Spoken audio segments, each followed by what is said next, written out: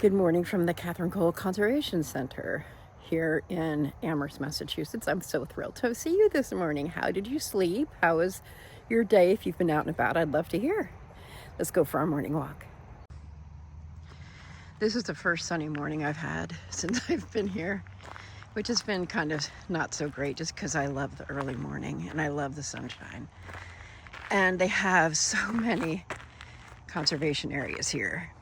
The golden hour was so evident as I took this walk in the Katherine Cole Conservation Area. There are links in the description to this conservation area in Amherst in case you're interested in finding out more. I got some photos that look absolutely magical because, again, the light was simply spectacular. The views didn't hurt either. Some of you know that I'm doing a walking, writing, reading habit stack for the end of 2025. And now I wish I had my notebook with me in the woods because it's really pretty. Low, I see a yellow blaze. I don't know if this is for this conservation trail or, wait a second, there's a red blaze too. I think that might be for the New England Trail. I saw that yesterday when I was at the state park. I once read a biography of Maria Callas. And Maria Callas says that the reason for opera is because there's some things that are so beautiful you can't speak, but you can sing. When there's so much beauty, I just have to hug a tree. I'm setting up my outdoor office for the day. I have about 2 hours before my friend is due to arrive. She lives in actually New Hampshire. But, states here are so close together. And so I have until she gets here to do some writing. I'm putting this down on the table so nothing gets wet if there's any moisture left. We're going to start with journaling. I've already done some writing on my walk, but this is more of my standard journaling. So here we go. This is my planner. The other thing I'm going to be doing is planning next week because I'm on a very tight schedule. With Monday, I will be making my way home, but I'm going to stop at a couple places that I really want to revisit. But I hope to be home by Monday evening so I can put some time in at my desk at home on Monday evening. And then I have Tuesday, Wednesday, Thursday at the Mats. And then I have Friday, Saturday at South Jersey, and then I'll be back on Sunday at the Mats again, hopefully for quite a bit of time next week, the week after.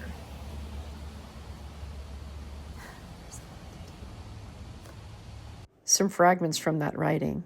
I don't want to have oodles or boatloads of unnecessary regret laced with unfortunate discomfort. Welcome to the Emily Dickinson Museum. This is where you used to enter. Both Peggy and I were thrilled and delighted to be at the museum that day. The best thing I can tell you is to visit the website, and I'll put links in the description. One of the things that I'm learning with my video making, especially when I'm visiting places, is that it's difficult to video while I'm with my friends if I'm trying to share history and nuances, especially when I'm on a tour. And on a tour is the only way to go into Emily Dickinson's home unless you want to pay like $250 to go into her bedroom and write for an hour. That seems amazing. Maybe someday I will do that. But for now, I'm just going to show you some highlights of Emily Dickinson's home. I was going to try to narrate. I think instead I will just label the photos and you can go through them. Let me know if that's boring. Let me know what you would prefer. I just noticed the air conditioner. Maybe next time I will aim differently. There's some places I'd like to visit that I might practice in, both by myself and with people. Not a bad idea. Anyway, let's continue with Emily Dickinson's home. This is Emily Dickinson's actual bed. One of the cool things about this museum is so many of the things are actually from her era that her family actually used, not reproductions. This is an actual dress she wore, and this is her actual wallpaper that she had, or actually this is a reproduction, not the actual wallpaper still on the walls. This part of the house is actually very different. This used to be a retail area and a welcome area for people on the tour, but now they have a whole additional building for that. This instead is an art installation and an art exhibition, which was fantastic. I love seeing how the artists interpret some of Emily's words. Can you see how it's on wallpaper-ish type paper? Absolutely beautiful, and love this addition to the experience. Here's a couple things for you to see. They also put these codes everywhere, so if you wanted to look later or get more information without a guide, that was absolutely possible. And I need to say something about the remarkable tour guides. Oh my goodness. Both Peggy and I were amazed by the tour guides. We had two guides, one in her home and the other in the home where her brother and his wife and family lived next door. It's like right across a lawn. And the home, Emily's home, was actually restored. So the wallpaper in her room was not the actual wallpaper. It was as close as they could get to what was documented as her wallpaper.